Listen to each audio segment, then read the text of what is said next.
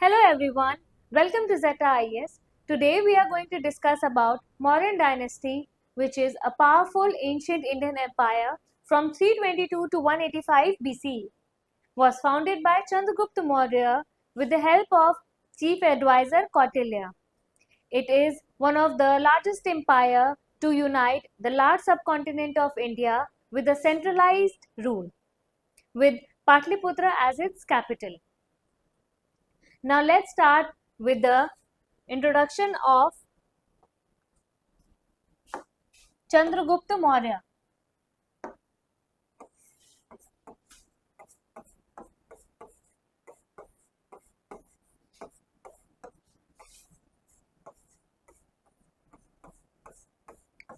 Chandragupta Maurya, who ruled from 321 to 297 BC. 321 to 297 BC.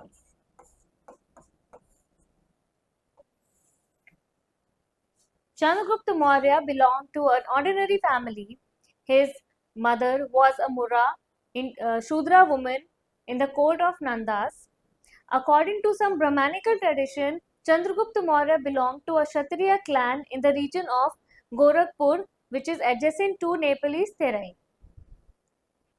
Chandragupta took advantage of the unpopularity and weakness of the Nandas and overthrew them with the help of Chanakya, also known as Kautilya. Overthrew Nandas and established Mauryan dynasty.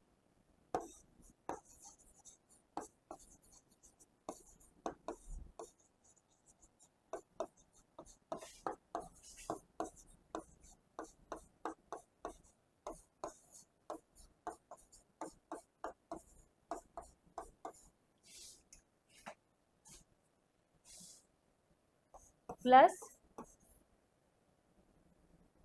help of Kautilya.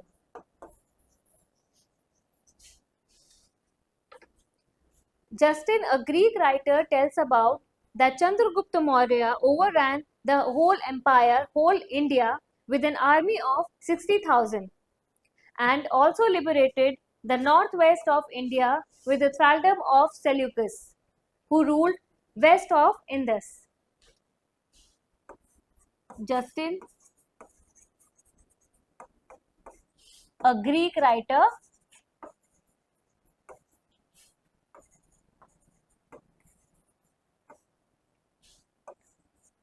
had 60,000 soldiers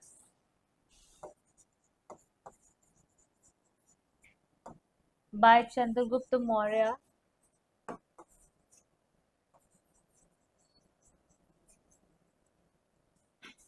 and liberated northwest India from thraldom of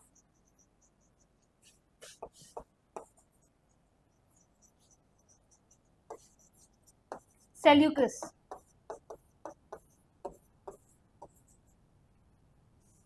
who ruled west of Indus.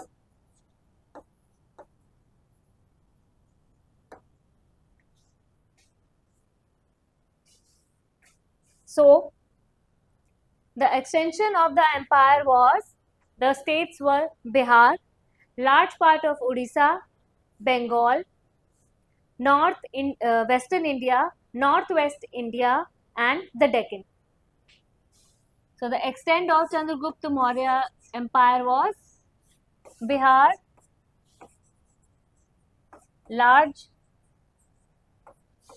part of Odisha,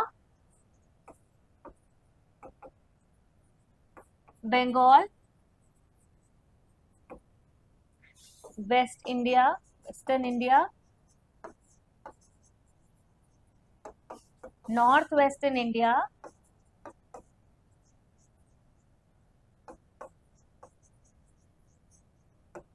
and Deccan.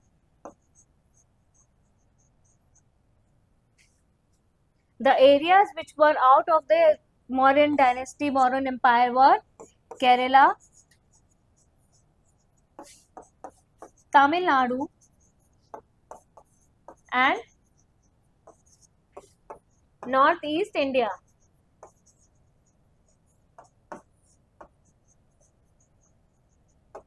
So this was the extent of Chandragupta Maurya.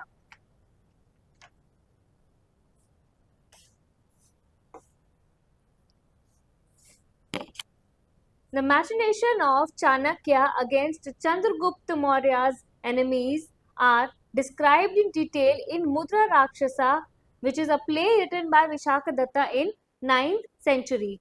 So, the scheming and everything, machination,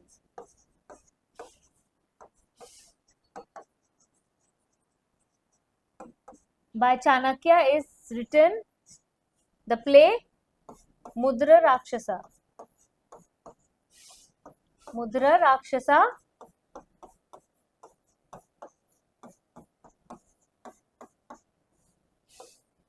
by Vishakadatta.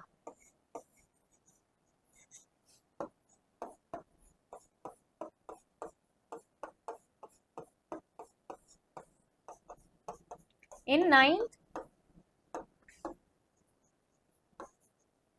century.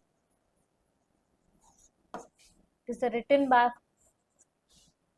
against Chandragupta Maurya's enemies. Okay. Now let's talk about the organization and administration under the Mauryan dynasty.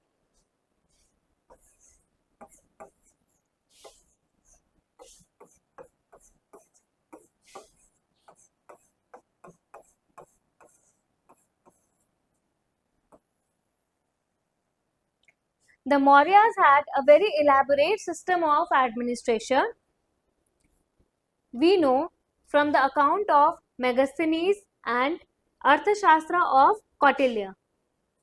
So the two main sources for the organization and administration of Chandragupta Maurya were the account of Megasthenes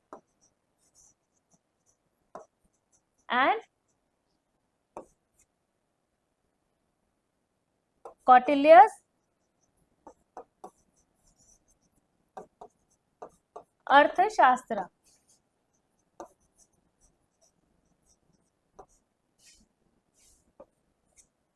The account of Megasthenes, it is also with subsequent Greek writers.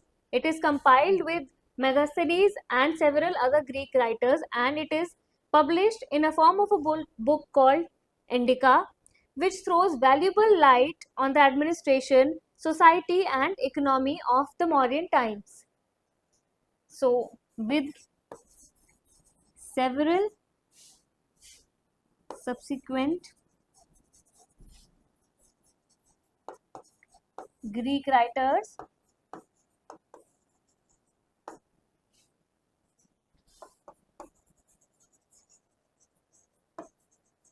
there's a book called Indica, which throws valuable light on the social, economic and society of Mauryan times.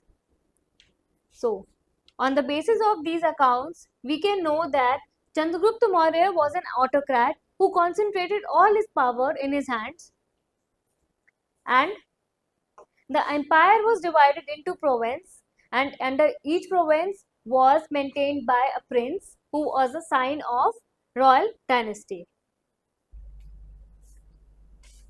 The empire was divided into province, and each province was under a prince, and the prince was a sign of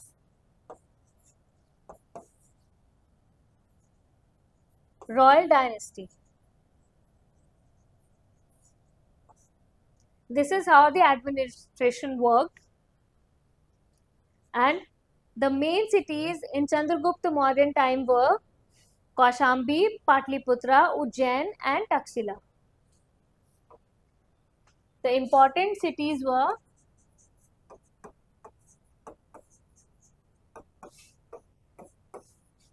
Patliputra,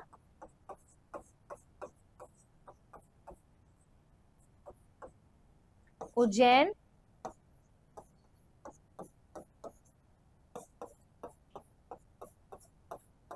Taxila and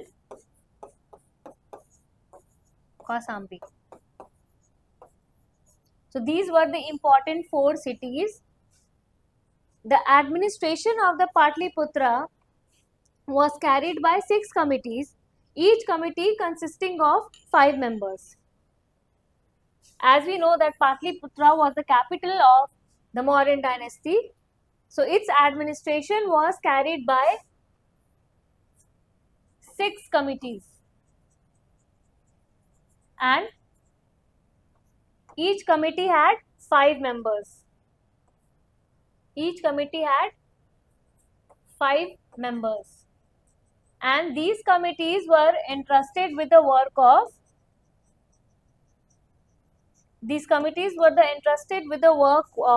with sanitation, record of birth and death, regulation and maintenance of weight and measures, care of foreigners and similar other activities.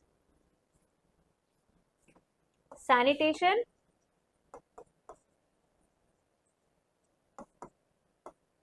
care of foreigners,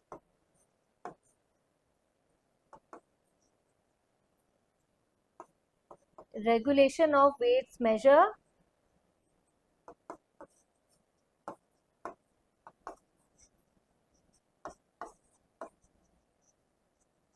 and measures, and record of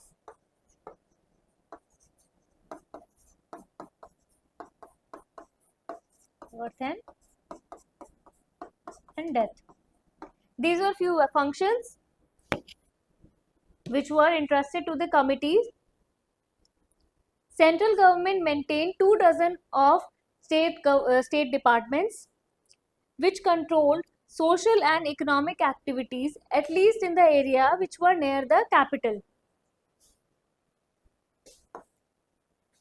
The central government, there was role of central government also.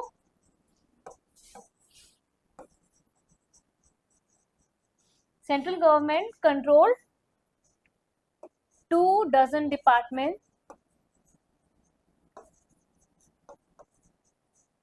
of state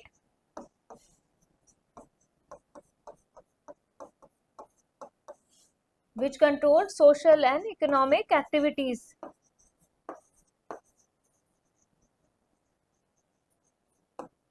Especially near the capital area. This was also one system.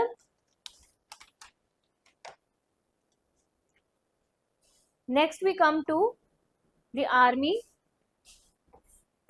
The most striking feature of Mauryan administration is the army. The Chandragupta Maurya, the Mauryan had a huge army. They maintained huge army. According to a Roman writer, Pliny. According to a Roman writer, Pliny,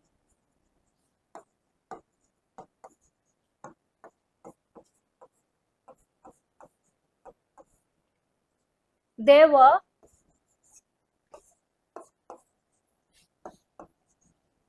6 lakh soldiers, foot soldiers.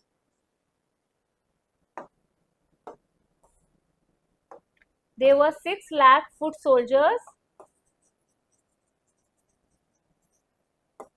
30,000 cavalry and 9,000 elephants. 30,000 cavalry and 9,000 elephants. So imagine how huge the army was. The Mauryas also maintained navy, and the armed forces, according to Megasthenes, was carried on by a board of 30 officers, which was divided into 6 committees, each committee consisting of 5 members. So the army was also divided into 6 committees. So how the army was, the administration of army was, it was also carried by 30 officers.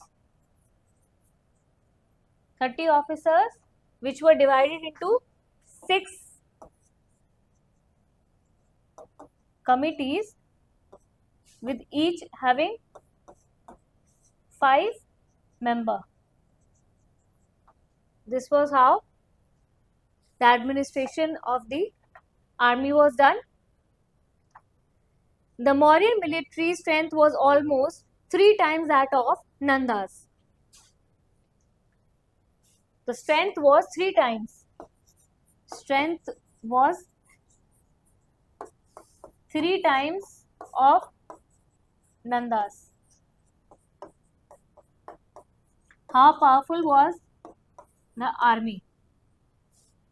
Now, since it was having a very powerful and a huge army, how did Chandragupta Maurya maintain it? How did they meet the huge finances to maintain the army? So now let's study about the finances. How was the revenue? What was the revenue and how it was generated? Finance.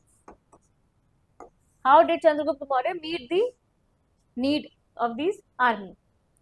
So, according to the Arthashastra of Kautilya, it would appear that the state controlled almost all the economic activities in the realm. So, finance was maintained by the state. It controlled all the economic activities in the realm.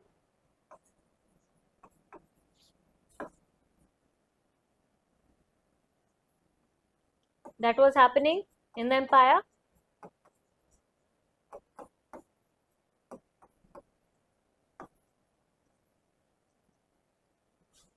Land was brought to cultivation with the aid of Shudra laborers and cultivators. There was cultivation,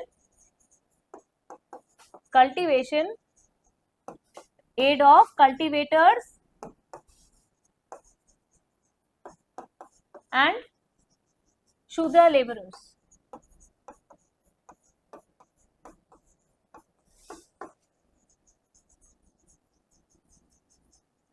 The virgin land was also brought into cultivation. So the virgin land was also bought under cultivation. So what did they get? They got revenue from peasants, which depended on the produce,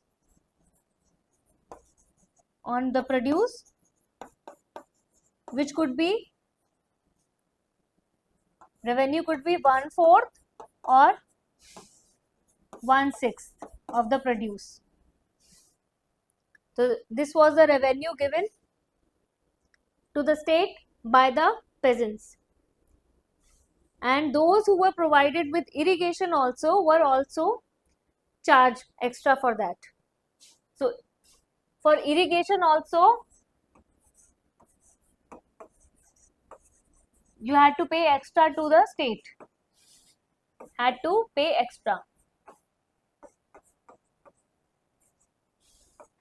for that.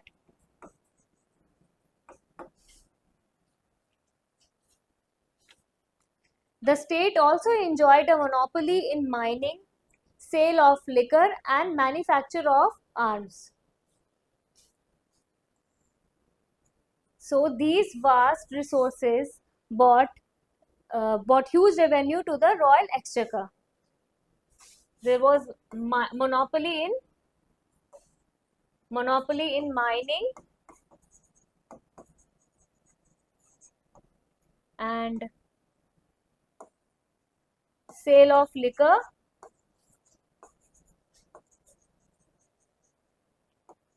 manufacture of arms.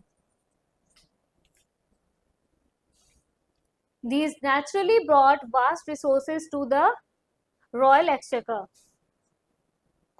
The royal exchequer was filled.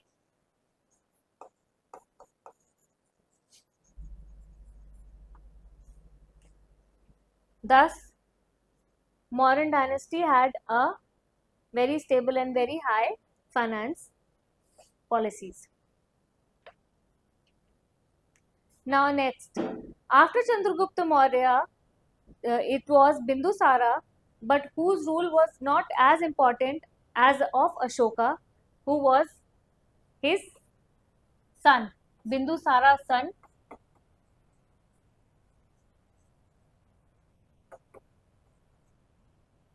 Ashoka. Ashoka was succeeded by Bindusar.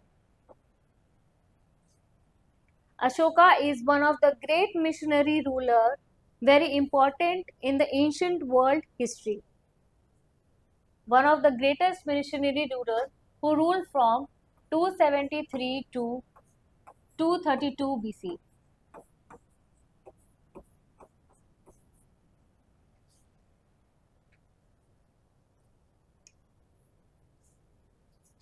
We can reconstruct history of Ashok on the basis of Ashokan inscription. Ashokan inscription are a very reliable and one of the major sources for Ashokan Empire. For the rule of Ashoka, you can consider Ashokan inscriptions.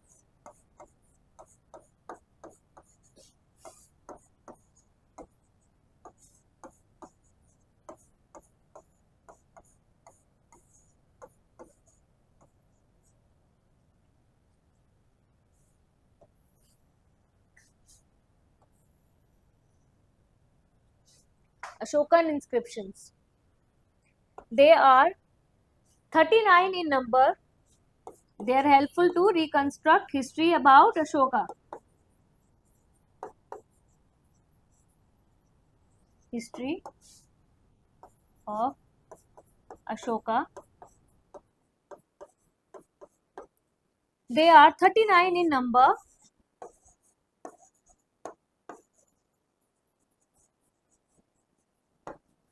Now these Ashokan inscriptions are classified into minor rock edict, major rock edict, stone pillar edict, and major pillar edict, minor pillar edict.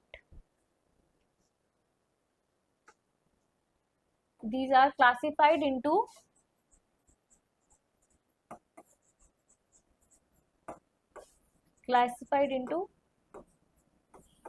major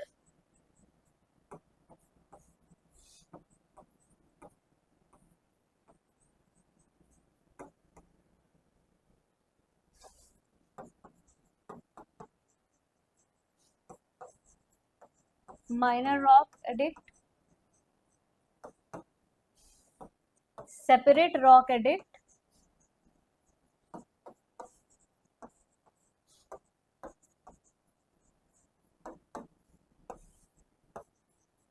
major pillar edict,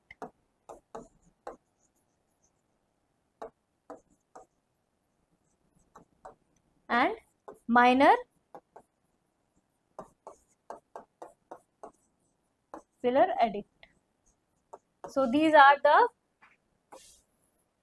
inscription which are found classified into major rock edict, minor rock edict, as you can see.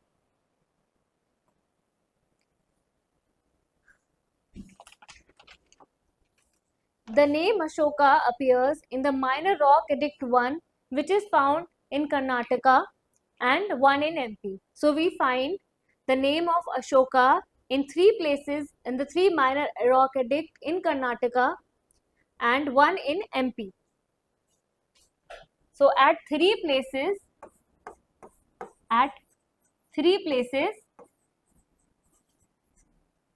in Karnataka and at one place in Madhya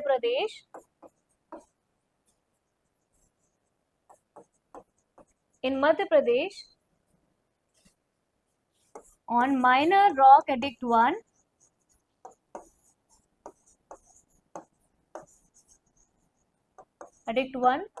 we find the name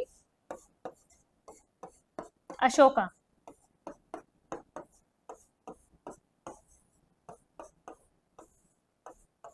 So in total, in 4 places we find the name Ashoka written on the Minor Rock Edict 1 inscription. It is very significant to know that we do not find the name Ashoka in the north and northwestern inscriptions. Instead, we find a name Devanampiya Piyamdasi. So there is no mention of name, no mentioning of Ashoka name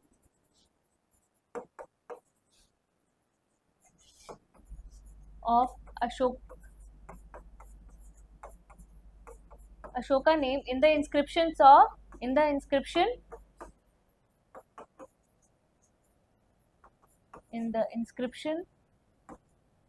found in North and Northwest India.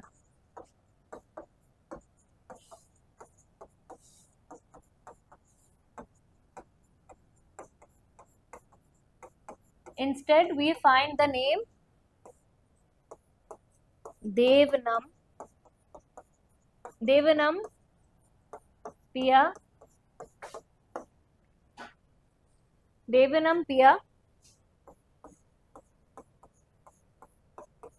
Piyadasi on the inscriptions, which means dear to God. Okay.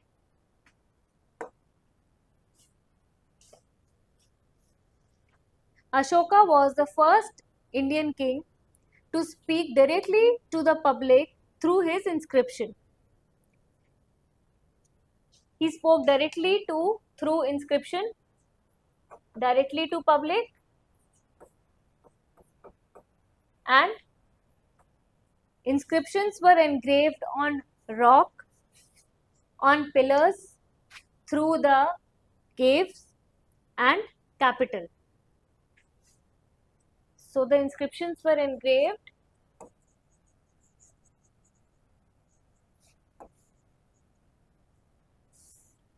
spoke directly to public, engraved on rocks, pillars, and mounted by capitals and in the caves. Stone pillars mounted on capitals.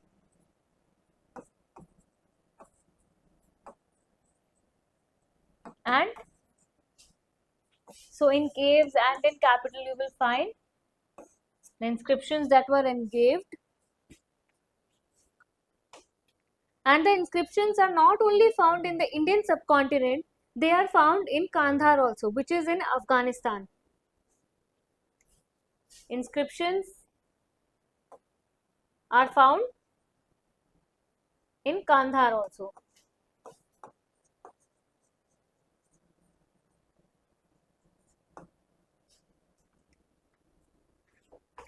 These inscriptions were in the form of 44 royal orders, and it had several copies, and they were composed in Prakrit language with Brahmi as the script. Mostly throughout the empire, Prakrit language was used, but in the northwest part of the region, they appear in Kharosti script, and in Kandahar, they appear in the Aramaic script with Greek language and Greek script. So inscription mostly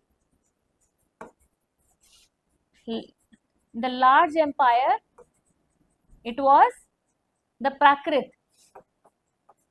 The language was Prakrit, and the script was Brahmi.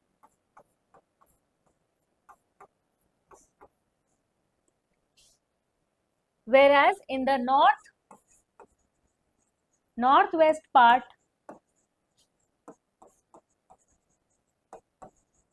of India, the script was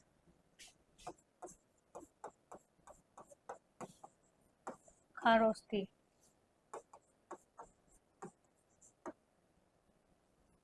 In the Kandha region,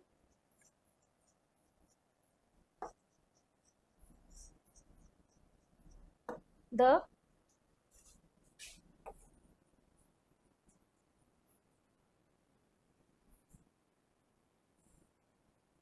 language was Greek. The script was also Greek and Aramaic.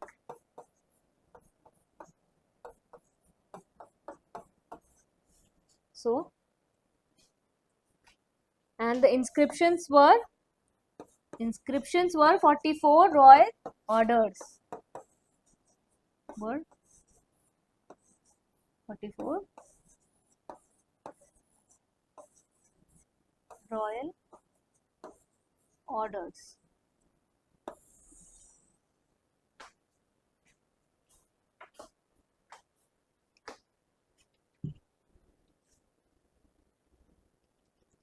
The inscriptions were generally placed on the highways and threw light on the career of Ashoka, his external and internal policy, and the extent of his empire.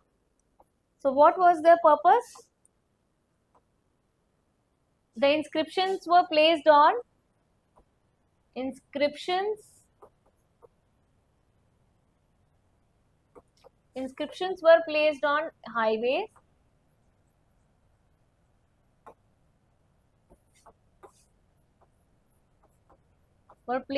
highways and they threw light on the career of Ashok, his internal and external policy, and his extent. The inscription threw light on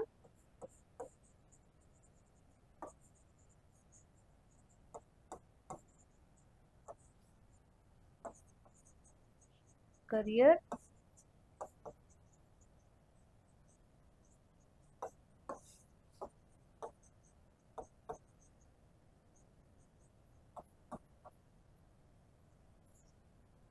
and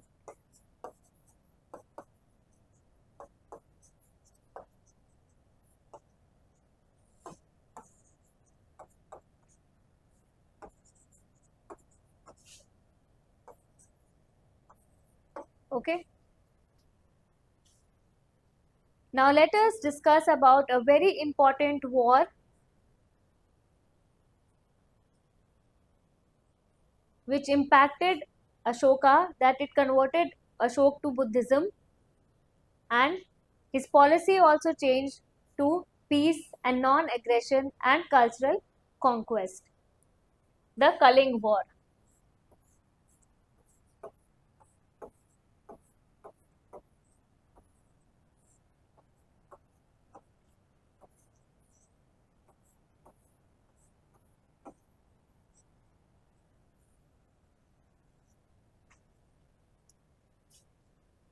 The ideology of Buddhism guided Ashoka's state policy at home and abroad also.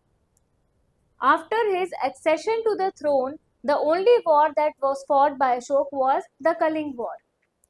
But due to its major destruction of life and property and living beings, Ashoka gave up. He abandoned the policy of physical occupation in favor of a policy of cultural conquest. In other words, the Beri Ghosha was replaced by Dhamma Ghosha. The impact was that due to major destruction of living beings,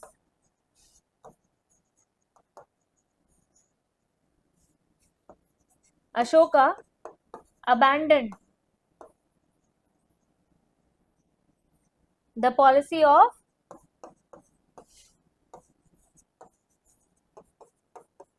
physical occupation.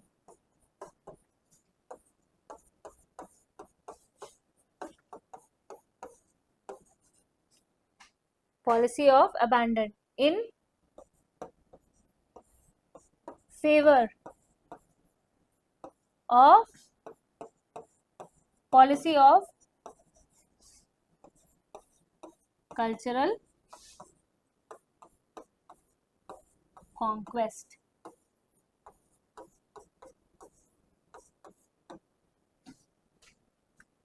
This was the major impact that happened due to Kalinga War to Ashok. Thus, Beri Ghosha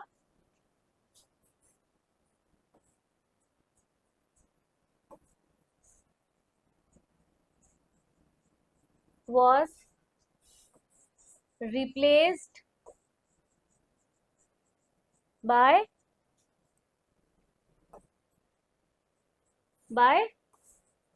Dama Ghosha.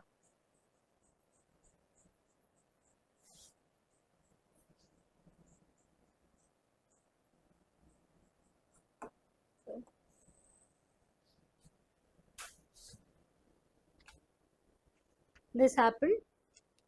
We find the information about Kaling War and its impact in the 13th major rock edict. Where do we find information about Kaling and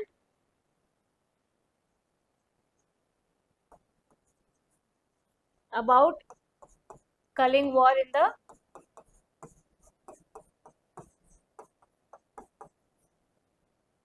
in 13th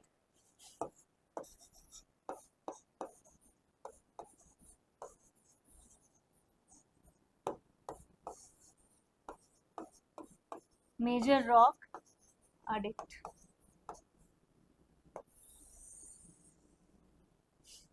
Okay.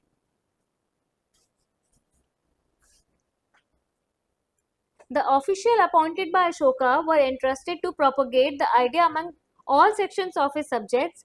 The tribal people were similarly asked to follow the principle of Dhamma.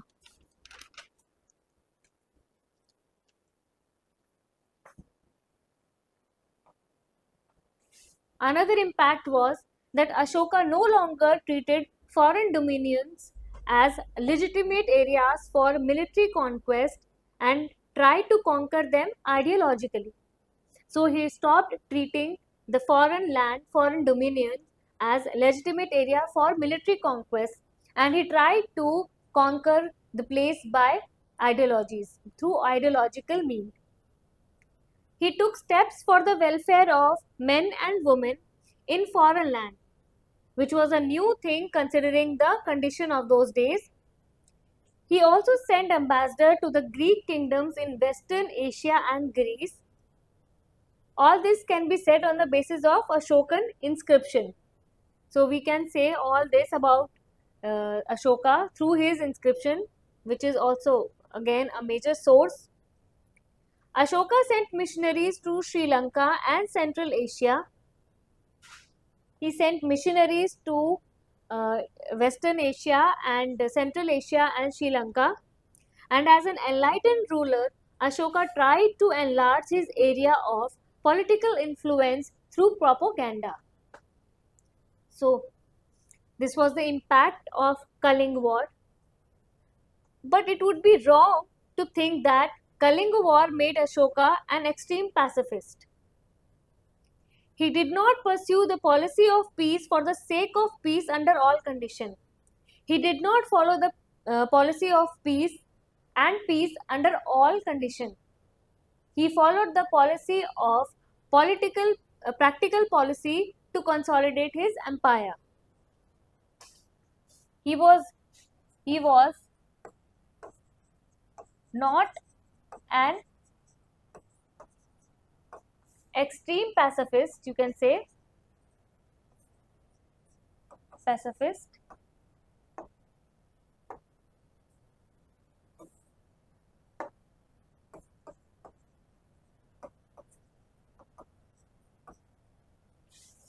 and he did not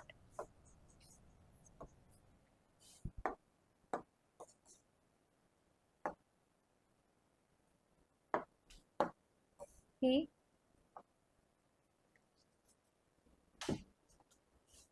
adopted a practical policy of consolidating a adopted practical policy for consolidating empire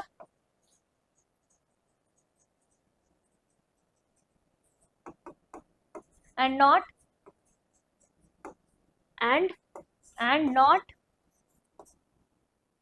peace under all conditions.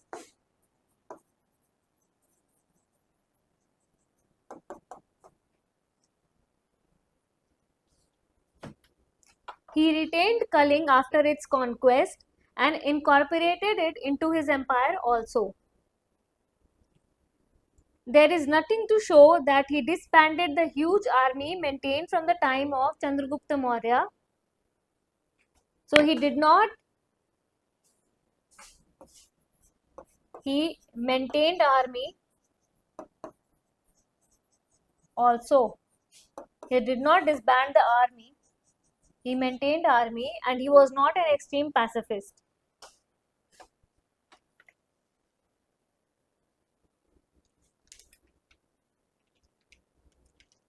Within the empire, he appointed a class of officers known as Rajukas, who were vested with the authority of not only rewarding people but also punishing them whenever necessary. So, for maintaining peace in his, for maintaining and administration, for maintaining peace and justice and administration,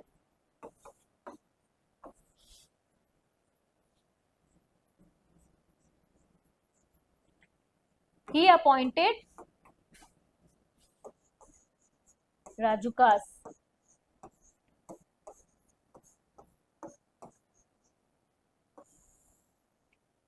and asked all his subjects to follow the policy of Dhama.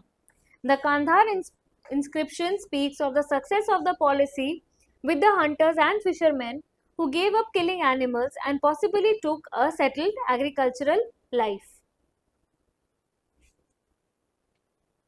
So Ashoka was successful in propagating his policy of Dhama with the help of appointed officials like Rajukas and Dhama Mamaras.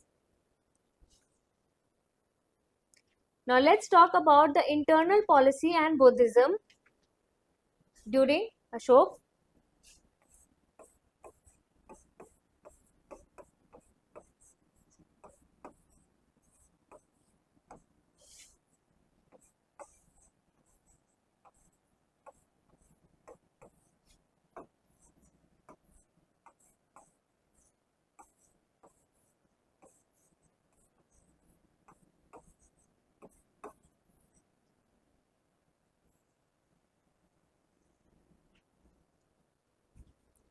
Ashoka was converted to Buddhism as a result of the Kalinga War. To become a monk, he made huge gifts to the Buddhists and undertook pilgrimages to the Buddhist shrines. He became monk, became a Buddhist after Kalinga War.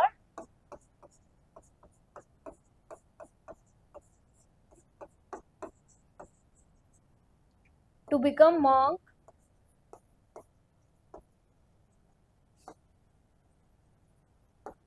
he made huge gifts to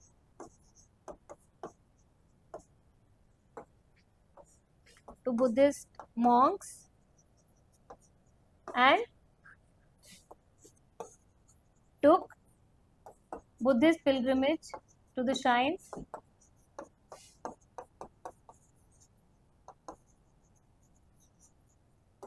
to Buddhist shrines.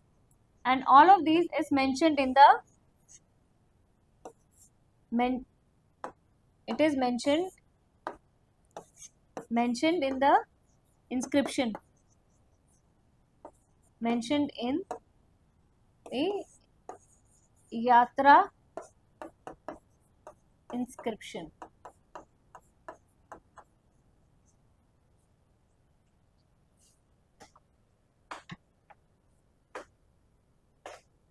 Dharma Yatra.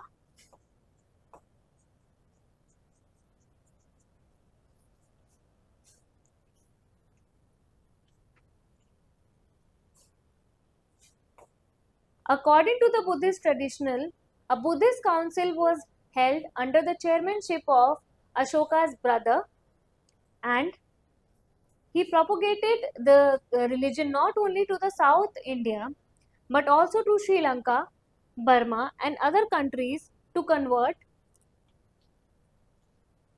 We see that Buddhist council was also held.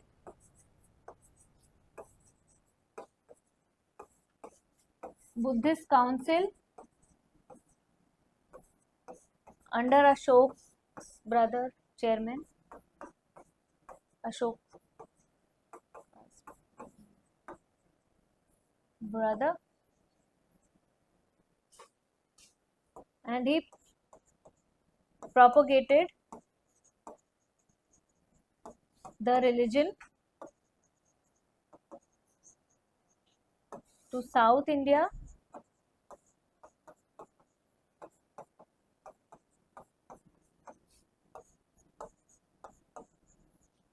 Sri Lanka, Burma,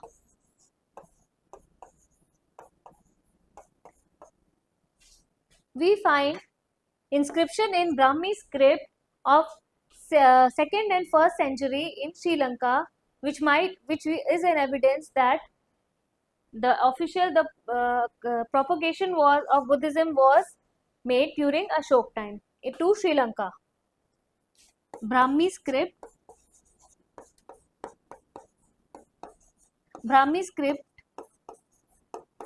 of 2nd and 1st century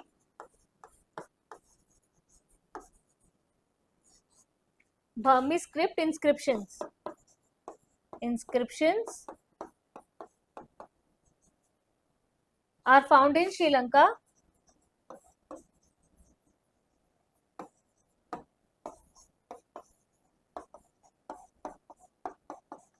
which gives an evidence that Ashok sent officials to propagate the religion, sent missionaries to Sri Lanka. Ashoka set a very high ideal for paternal kingship. That means he looked at his subject as his children, and he appointed officials to take care of the subject as their children. So he set a very high standard for that. He appointed Dharma Mahamanas for propagating Dharma among various social groups, including women. He was the idol paternal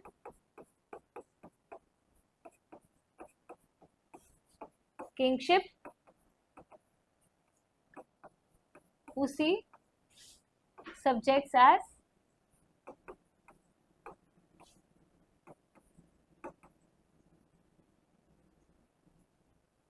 he appointed officials to look after and take care of subject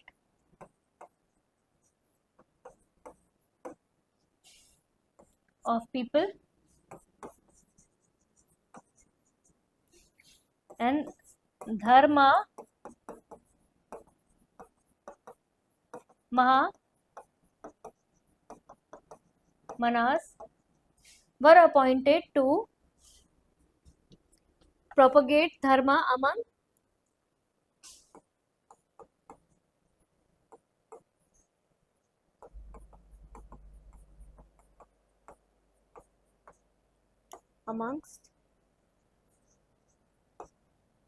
amongst people, especially women.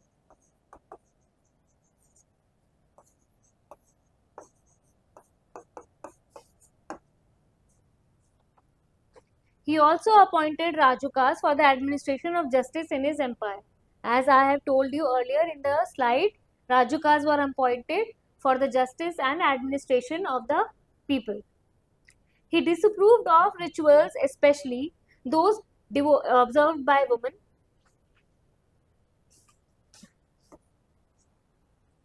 Disapproved rituals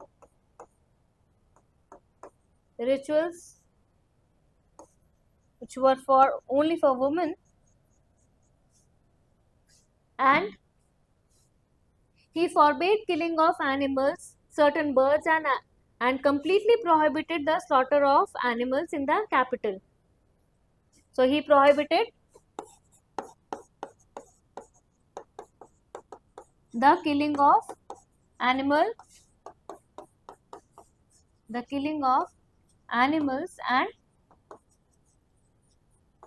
and certain birds. Thus he was a very benevolent king also.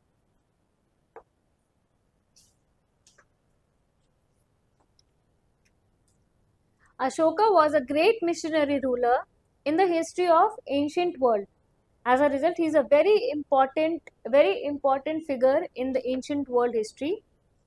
His place is very high, as he has worked with great zeal and devotion to his mission and achieved a lot both at home, that is the Indian subcontinent, as well as abroad. He propagated the religion of Buddhism in many countries like Sri Lanka and other parts, and he brought about the political unification of the country, which was bound by one dharma, one language, and one script.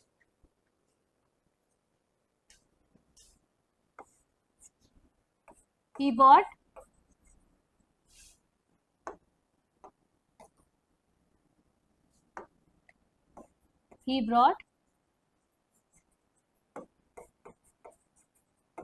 political unification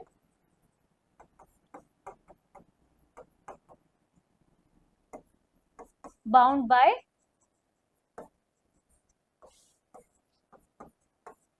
one dharma,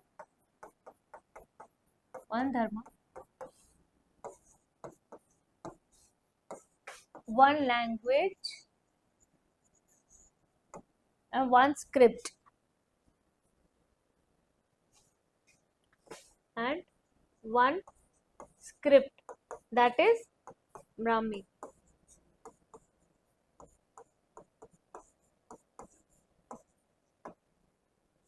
He also worked toward religion. He followed religious policy and made gifts to non-Buddhist people also and anti-Buddhist people also. So he was religious also, tolerant also. He is very important in history as his policy of peace, non-aggression and cultural conquest is looked upon. His policy of peace,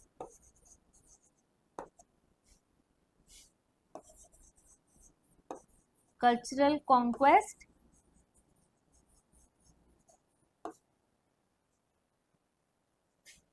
and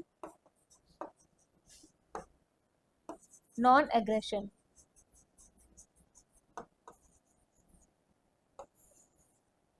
They are very important.